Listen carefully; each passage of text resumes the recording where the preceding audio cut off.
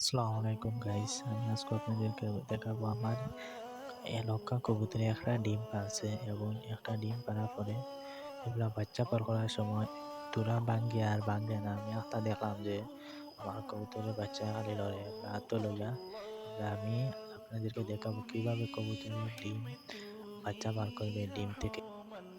ভিডিওটা দেখতে থাকুন, ফুল ভিডিও।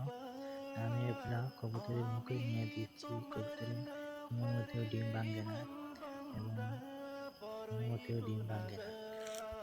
এগুলা আমি আমার হাতে ডিম নিয়ে কবুতরের যে ফল একটা ফুটিয়ে আমি আস্তে ধীরে আমি বাচ্চাটা বের করলাম ডিম থেকে, দেখতে পাচ্ছেন গাইস।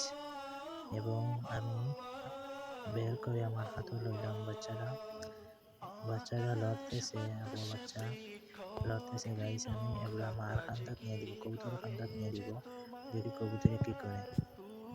কবুতরে খুন্টিয়ে খুন্টাচ্ছে ডিমও, বাচ্চারে খান্দাত নিচে খুন্টিয়ে, দেখতে পাচ্ছেন। ফুল ভিডিওটা দেখতে থাকুন। ভিডিওটা ভালো লাগলে সাবস্ক্রাইব করে পাশে থাকবেন।